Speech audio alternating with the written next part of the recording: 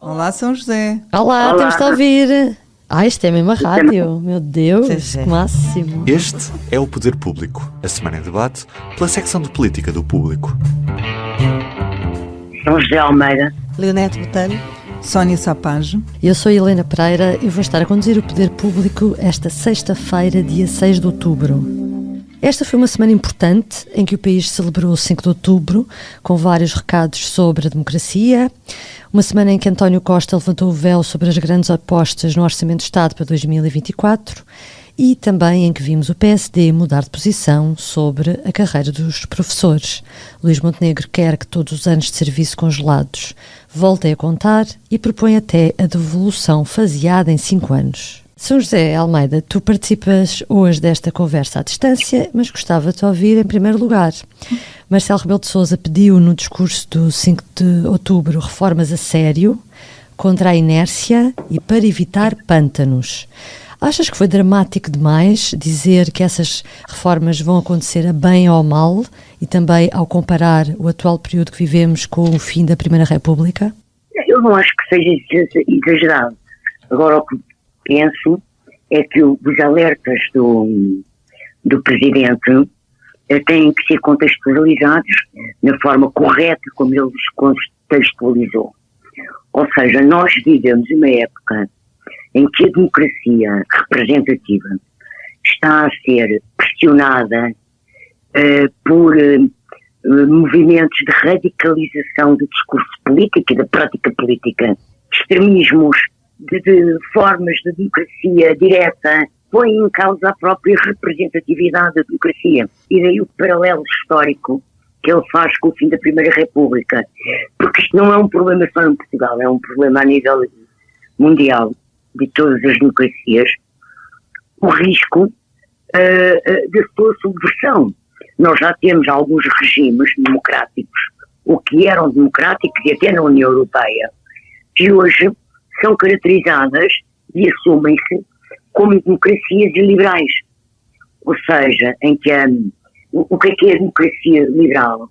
A democracia liberal assenta no grande eixo da liberdade do indivíduo. E, portanto, a liberdade do indivíduo não é uma pessoa fazer tudo o que quer, mas é de forma temperada, com regras socialmente estabelecidas e politicamente e legalmente estabelecidas.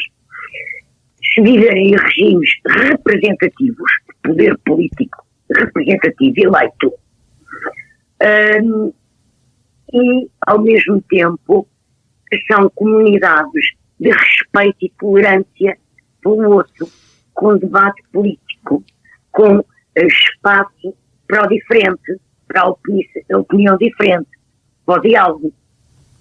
Ora, o que nós vemos hoje em dia, cada vez mais, é uma radicalização e uma intolerância e uma tentativa de imposição de posições aos outros, mesmo quando vêm da parte de grupos que se dizem de defesa de identidades e de minorias, mas é uma forma de imposição, não é de diálogo democrático, que pode levar, de facto, à subversão do que é aquilo que se caracteriza como democracias liberais ou como democracias representativas.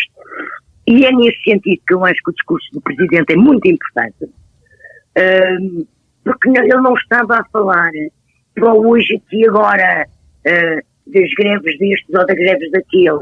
É muito mais amplo, muito mais complexo, e nesse sentido penso que a reação que o Primeiro-Ministro teve não é uma reação propriamente de cinismo de atirar ao lado, é porque, de facto, esta salvaguarda da democracia liberal na União Europeia e da democracia como nós a conhecemos hoje passa por transformações ao nível do que é a representação na União Europeia, o que é as estruturas políticas da União Europeia.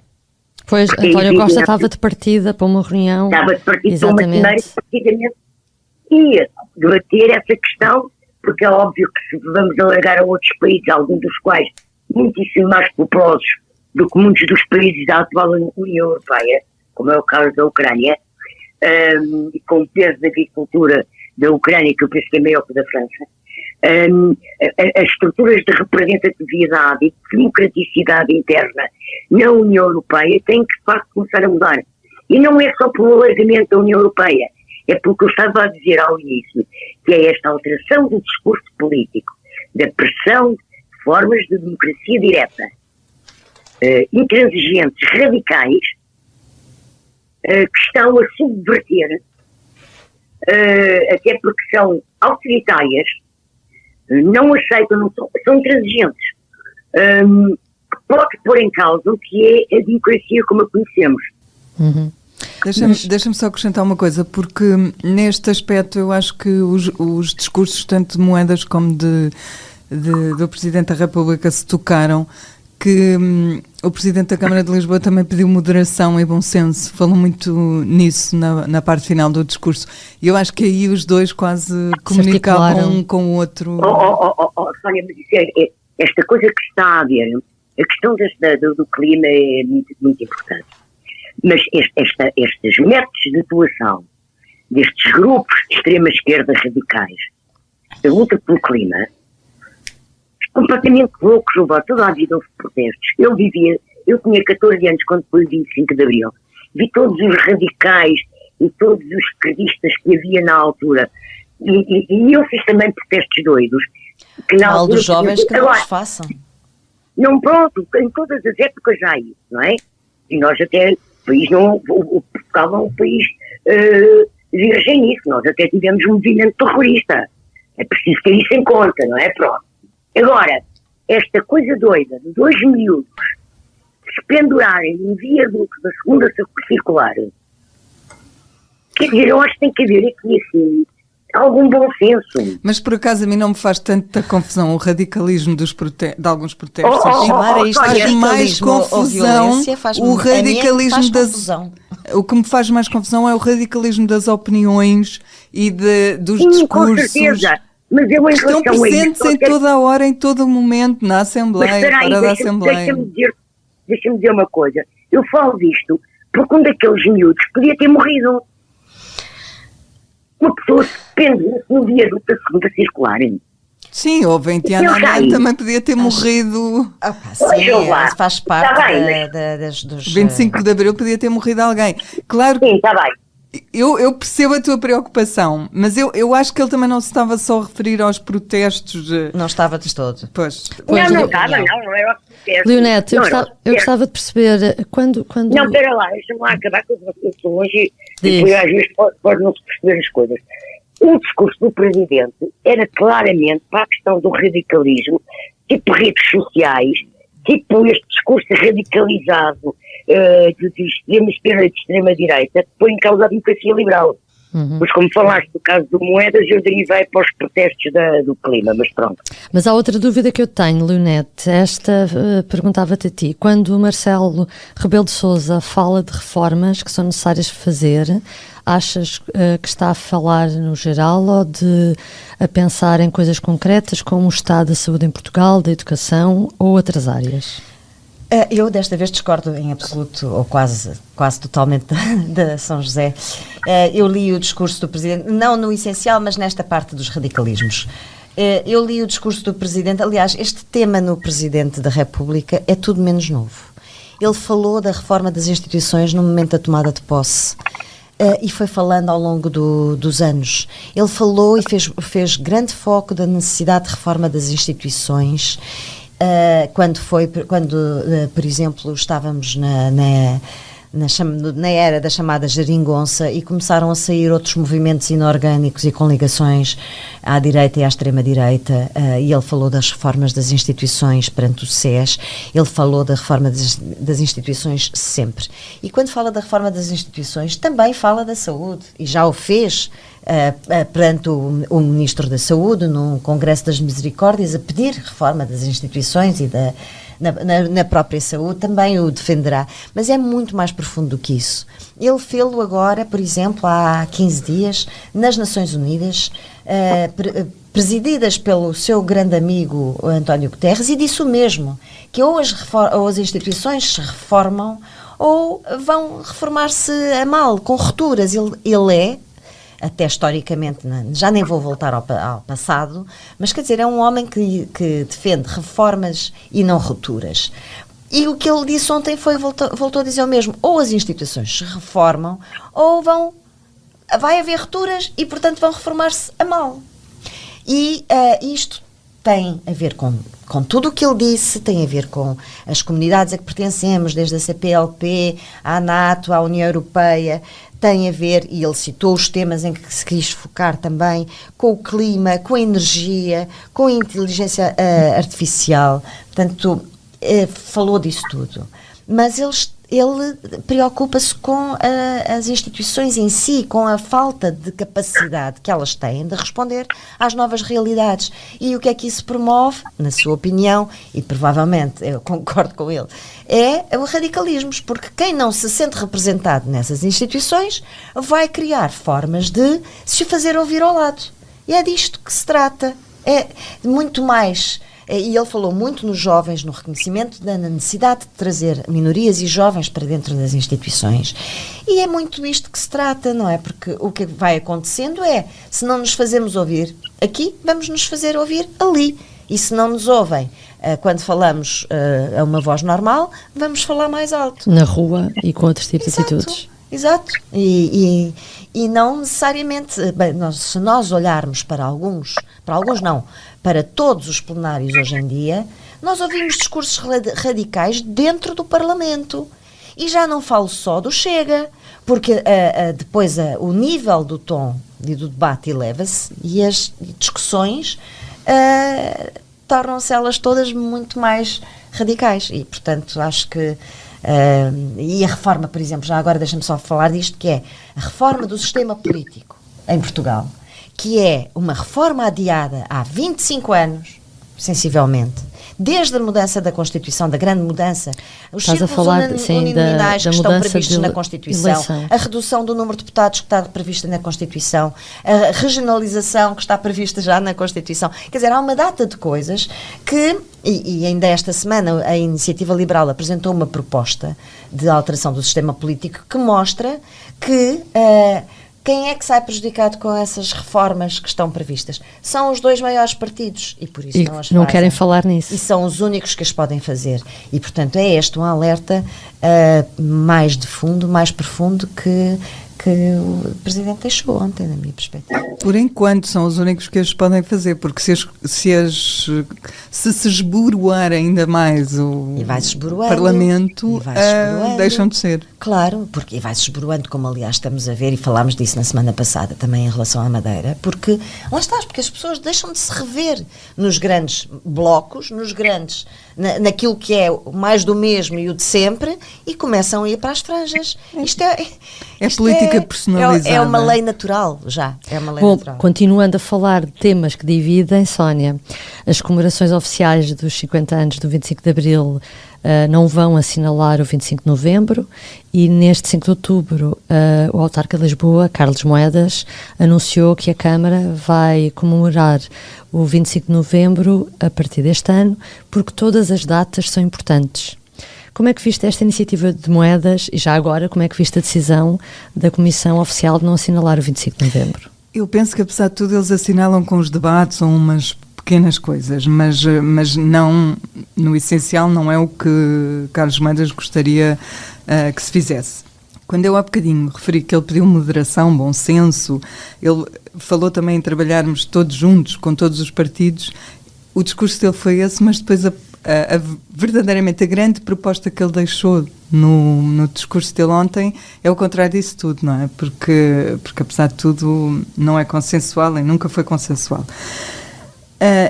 Eu quero começar por dizer que a mim não me faz muita confusão o que é que andamos para aí a comemorar, porque eu também há feriados religiosos que são comemorados por todos e que não me dizem nada e que não dizem nada, se calhar, a mais de metade dos portugueses que nem sequer católicos são.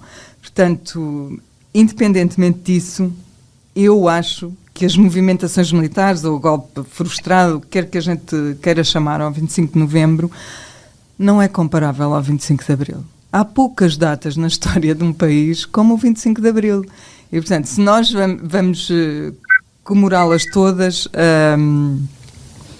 Enfim, não há mais nada no calendário. Achas então que a iniciativa de moedas também contribui para aquela... Acho. Para aquilo que ele diz que não devia ser feito e não é bom. Bom, porquê que eu digo isto? Porque desde logo o 25 de novembro não existiria se não houvesse 25 de abril. Portanto, o 25 de abril é a mãe de tudo. O resto que vem por ali, como dizia alguém que eu não me recordo quem... são tostões quer dizer, e o 25 de novembro é um tostão no período da Revolução. Nós comemoramos o 5 de outubro, comemoramos o 1 de novembro, o de dezembro, comemoramos o 25 de abril, são datas verdadeiramente fundadoras de alguma coisa na nossa história. E... mais importante do que o 25 de novembro, por exemplo, era comemorar, se calhar, o dia da aprovação da Constituição, da primeira Constituição, ou o dia das primeiras... Assinalado, sim, aqui quando falas em comemoração, é sempre assinalado. Não vai haver um feriado nacional no 25 de novembro, não é? Nada disso está em causa. Eu sei. Portanto, eu acho que ele com esta medida ainda vamos saber o que é que ele de que forma é que vai ele comemorar. Não pode criar feriados, obviamente. Eu sei que ele não é disso que está a falar. Vamos ver como é que ele quer comemorar. Como disse no início, quer dizer, deve haver muitas câmaras no país que comemoram datas que não dizem coisa nenhuma a outros portugueses. Mas acho que o contributo que ele dá não é para aquilo que pediu no discurso, para a história da moderação e do bom senso. Mesmo assim, parece-me que há algumas pessoas no PS que gostariam de dar mais ênfase ao 25 de novembro. Sabemos que há, ou seja, Sousa Pinto, Francisco Assis, já o disseram publicamente. Eu tenho uma posição um bocadinho diferente já agora. Que é assim, aqui a questão, nós estamos no ano em que antecede os 50 anos do 25 de Abril. Se não é este ano que se refaz a memória e que se nos refresca a memória sobre o que foi todo o processo da transição para a democracia e para uma democracia moderada, que é a nossa, não sei quando será. E, portanto, eu acho que há um erro, de facto, em não se fazer alguns pontuares de momentos-chave dessa transição para a democracia, que não se esgota e não se esgotava no 25 de Abril. Eu acabei de ler aquele livro do Cerco ao Parlamento e não vivi aquela época aqui, já existia, mas não estava em Portugal sequer e, portanto, não tinha... Há muitas coisas que me passam, não tenho essa memória e que sinto necessidade de a ter. E essa questão do cerco ao Parlamento, que estamos a falar das comemorações que o Parlamento anunciou, não comemorar o 25 de novembro no Parlamento, por acaso eu acho um erro. Não só um erro por isto que eu estou a dizer, por nos refrescar os momentos históricos, mas também porque é preciso trazer de facto aqui algum centro a uma atividade política que está bastante extremada. E o 25 de novembro não foi a vitória da direita contra a esquerda, não foi isso. Foi, de alguma forma, a imposição de uma moderação num país que vitória da esquerda democrática? Foi a vitória da moderação, da democracia. Dos democratas. Foi a vitória dos democratas. Sob extremos. Nós estivemos à beira de haver um banho de sangue ali no Parlamento. Quer dizer, e não só no Parlamento. E não só no Parlamento, no país. O país viveu em clima de pré-guerra civil. Pronto, e portanto acho O que é que tu achas, São José? É essa a questão. Devia ser ou não? O que eu acho que é um disparate o que a esquerda está a fazer de não comemorar o 25 de novembro. Sim. Acho que é uma estupidez. Extremos. Eu acho que é uma estupidez o PCP ainda achar mal do 25 de novembro. Porque se o PCP existe, é porque houve um senhor chamado Mel Antunes, líder do Grupo dos 9, ideólogo do 25 de novembro, que foi depois à televisão dizer que o Partido Comunista não era ilegalizado. Portanto, se o PCP tivesse alguma sensatez, não estava a pressionar o PS para não comemorar o 25 de novembro no Parlamento. Parece que ao fim de 50 anos ainda há receio de discutir o papel do PCP na nossa história. O 25 de Abril, o 25 de Abril é de facto a data-mãe, a data fundadora. Mas nós não teríamos regime democrático se não fosse o 25 de novembro. O 25 de novembro é um movimento de pêndulo de correção democrática do regime. E é uma data essencial que devia ser comemorada, em vez de estarmos a radicalizar e a continuar a radicalizar a sociedade portuguesa. Acho genuinamente uma estupidez que deu aso a que Carlos Moedas agarrasse como bandeira ao 25 de novembro. Mas olha que assinalar a data é diferente de fazer uma comemoração como faz o 5 de outubro, que é isso que eu acho que ele quer fazer. Não entendi. Sónia. Sónia, as comemorações são durante 2 anos do 25 de Abril. Ponto. No âmbito dos 2 anos que se comemoram do 25 de Abril, está-se a comemorar um período, é por isso que são 2 anos, que vai desde o antes, a preparação da Revolução, a Revolução, o PREC, processo revolucionário em curso, e o fim do PREC, como é óbvio que é com o 25 de novembro. Portanto, o 25 de novembro podia ser assinalado com um colóquio no Parlamento. Ainda temos vivas pessoas essenciais para o 25 de novembro. Não falo só do general Ramalhian, falo, por exemplo, do general Pesará Correia, que está vivo e com muito boa saúde e cabeça. E que foi um homem do grupo dos 9. Portanto, quer dizer, é mesmo quererem radicalizar. Porque é que não organizaram um congresso, uma ação de homenagem aos que ainda estão vivos? Eu acho isto mesmo, tem a ver com esta radicalização, com esta intolerância. E mais, não percebo como é que Augusto Santos Silva e o PS deixaram enrolar nisto. Porque, de facto, o PS, que foi liderado por um homem chamado Mário Soares, tinha as ligações que tinha com o grupo dos 9, que foi o líder político do 25 de novembro, não militar, mas político. Como é que o PS acha que não é importante comemorar o 25 de novembro? Uhum. De facto, que estão é mesmo quererem estar a inventar piolhos na cabeça de um careca. É sério. Vamos passar à frente, Sr. José, mas eu também te queria perguntar outra coisa, que é, eu visto com certeza esta semana com atenção a entrevista de António Costa na CNN, TVI. O que é que retiraste dessa entrevista? Aquela frase de António Costa a dizer que se tinha revisto, se havia manifestação em que se tinha revisto, foi nesta de sábado, sobre a habitação. Acho que é uma frase possível, porque de facto a habitação é um problema central em Portugal, não é? Toda a gente andou durante anos, eu não falo só destes governos do Costa, há anos e anos e anos, desde o Guterres, que ninguém liga nenhuma habitação. E eu nem falo de habitação social, porque para mim não é o problema só da habitação social. Sim, já não é, não é? O problema não é a habitação social, é a habitação. E acho que é uma posição de bom senso. Não achas estranho um primeiro-ministro que já leva quase 8 anos agora vir dizer uma coisa destas? Não acho estranho. Ou contraditório? Agora é também um reconhecimento do próprio falhanço da sua governação durante anos. Pronto, agora está a acordar para o problema, está a fazer a legislação para tentar criar formas de controle de rendas, de controle de empréstimos, para a habitação, ou pelo menos da subida dos juros, a facilitar regras para a construção, mas isto é um problema que é um problema grave, que não se resolve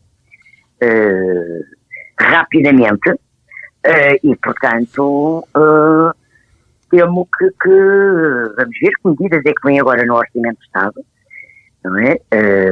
Terça-feira. Admito que venham novas formas de regulação dos créditos bancários, da questão dos juros. Pronto, não sei. Agora acho que a entrevista foi uma boa entrevista, na perspectiva de quem a dá. Uma imagem serena, ao contrário de outras formas em que já apareceu a dar entrevistas com ar de arrogância e de quase animal feroz, não animal feroz como o Sócrates, mas quase. E agora era um primeiro-ministro estendido, com uma grande preparação. Ele, de facto, tecnicamente, está preparado para os assuntos e sabe o que é que quer dizer. Pronto, mas eu acho que é também já uma entrevista numa atitude perante o país já de quem se está a preparar para umas eleições europeias. Sim, pré-campanha. Também já falta pouco.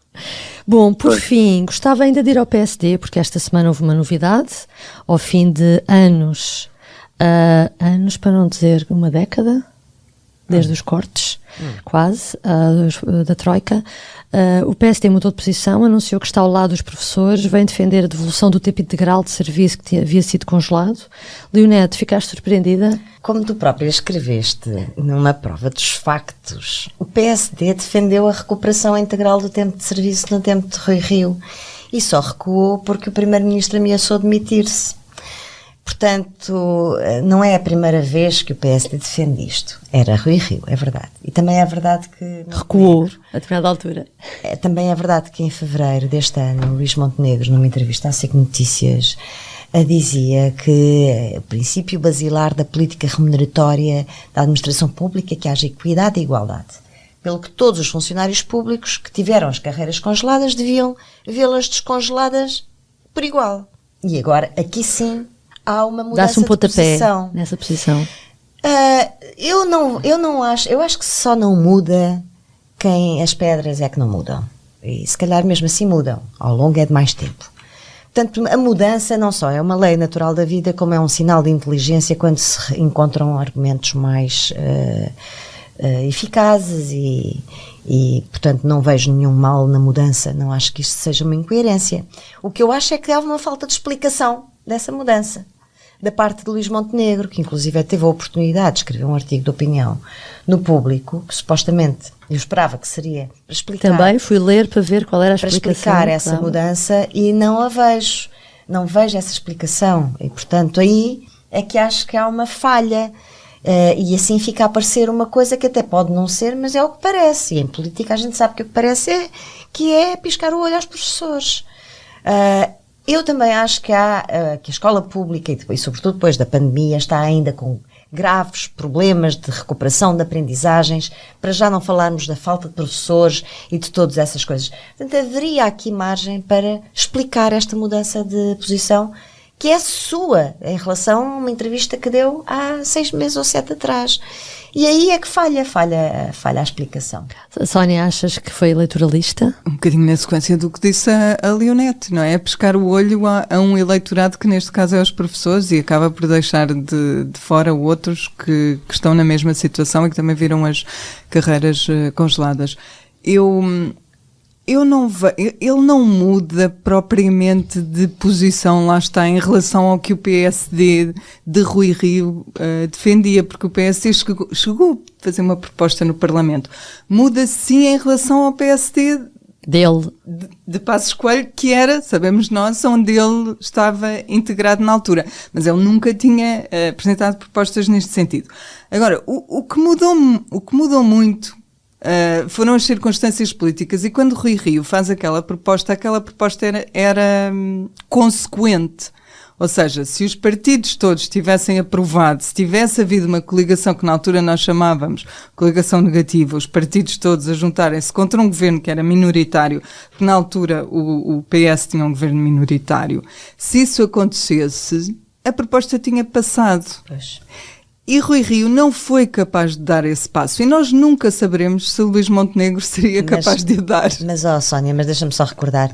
Provavelmente esse passo poderia ter sido dado e depois travado pelo Tribunal Constitucional, que tinha acabado de haver já uma decisão, ou estava nessa altura a haver aquela decisão, de considerar que a lei travão impede, de facto, o Parlamento de legislar com efeitos no Orçamento de Estado. Que penalizem o Orçamento... Que aumentem o Orçamento de Estado. Provavelmente até foi uma decisão de bom senso, porque, quer dizer, poderiam ganhar ali aquele momento e perdiam as consequências. Mas então ele, sabendo isso, nunca podia fazer aquela proposta, não é? Portanto, concordo, exatamente, sim. O que eu digo é que neste momento esta proposta de Luís Montenegro é verdadeiramente inconsequente, porque ele nunca conseguirá aprová-la, portanto nós nunca conseguiremos saber. Faz-me lembrar um bocadinho aquela aquela história do Chega, quando ele na Madeira disse que nós não vamos governar com o Chega porque não precisamos. Fez-me lembrar um bocadinho isso. Ele depois, na altura, teve de vir explicar que não é não, e agora neste caso, como provavelmente esta votação nunca acontecerá, ou se acontecer há uma maioria absoluta, nunca se saberá em que é que redundará, ele nunca vai ser acusado de voltar atrás numa decisão. Mas eu gostava que ele fosse posto perante essa posição que na altura, como tu dizes, era de bom senso, porque mais tarde ou mais cedo o Tribunal Constitucional poderia intervir. Bom, e agora, públicos e notórios. São José, começo por ti. O meu público e notório esta semana é um comentário do Ministro da Economia e do Mar, António Costa Silva, ao facto de Portugal ser um dos países que vai organizar o Campeonato Mundial de Futebol 2030. E então ele diz, sim senhora, vai ter impacto, e depois diz, não é o futebol que nos vai salvar. É importante organizar um grande evento, mas estou mais preocupado com aquilo que vai ficar para o futuro. Temos o exemplo do Euro 2004. Trouxe estádios, alguns dos quais estão desaproveitados. Ou seja, é evidente que o Mundial de Futebol vai trazer impacto no turismo, mas o crescimento económico do país, assente no turismo, é um crescimento débil, como se tem demonstrado há muitos e muitos anos. E, portanto, acho que mais uma vez o Sr. Ministro Costa Silva teve grande autonomia, grande independência, grande cabeça a fazer este comentário sensato, bom senso, sobre o que é o crescimento económico que o país deve ter e o que é andarmos a pular-nos e a festejar o futebol. Sim, foi em contracorrente. Sónia? Olha, o meu é sobre uma sondagem de hoje no Expresso, que é sobre impostos, que esta achei extraordinária, porque conclui que a maioria dos portugueses não quer pagar menos impostos se isso significar mais déficit. E isso não estava à espera que isto fosse assim, mas acho que, sendo bastante surpreendente, é reflexo de uma espécie de trauma que todos trazemos da altura da Troika, não é? Em que tivemos os problemas de déficit que tivemos e de gestão de déficit que nos custou muito caro. Portanto, é isso. É surpreendente, sim. Mostra que os portugueses têm mais bom senso do que alguns políticos que fazem propaganda a pedirem ao mesmo tempo baixa de impostos e melhoria dos serviços públicos. Leonete? Olha, o meu é uma lista de convidados para um casamento. É uma lista. Acho delicioso. Há bocado estávamos a falar do 25 de Abril, 25 de Novembro, aquelas coisas que foram só há 50 anos. Eu acho muito engraçado porque já passaram 100 anos sobre a implantação da República. E talvez por isso, porque já passou, já cá não está ninguém desse tempo, talvez por isso tenha deixado de haver problemas em haver uma lista de convidados políticos encabeçada pelo Presidente da República a um casamento pseudo-real da filha do suposto herdeiro de um suposto trono, que tudo isso é discutível, ainda por cima, porque a gente vai percebendo a história. Tudo isso é bastante discutível, mas é uma lista que inclui Marcelo Rebelo de Sousa, Carlos Moedas, Passos Coelho, uau, Santana Lopes, Paulo Portas, Durão Barroso, bom, uma direita que fez as pazes com a monarquia, claramente. Eu não resisto a dizer aqui uma coisa, Força. Que é o facto de nós termos um Presidente da República que foi, até ser eleito, era Presidente da Casa de Bragança, da Fundação Casa de Bragança. Pior que isso. Não foi até ser Presidente da República. Aquilo é um cargo vitalício, porque suspendeu. Ele quis como renunciar, é que é? E a Casa de Bragança, como boa monarca que não deixa, não deixa. Não, vai lá brincar à República quando acabar o mandato, está aqui o seu lugar à Sim, espera. ainda pior. Pois, portanto, Marcelo está a brincar à República com um passinho de dança no casamento pseudo-real. É impressionante. E mais, deixa-me só dizer, e agora por antecipação, acho que vamos ter um fim de semana com as televisões a fazer uma grande, ia de falar de infantas e títulos e todas as coisas que já não existem, como se elas fossem tão nossas como as... Olha, aí deixa dizer, já tivemos um casamento do Bruno de Carvalho, ex-presidente do Sporting, em direto. Olha, mas deixa-me, ainda sobre este tema que me apaixona. Nada vai ser tão mau. Marcelo, com tudo isto, arrisca-se mesmo a ficar como a rainha de Inglaterra. E terminamos assim. Nenhuns. Terminamos assim com a rainha de Inglaterra. Obrigada por nos ter acompanhado. Até para a semana. Adeus. Até para a semana. O público fica no ouvido.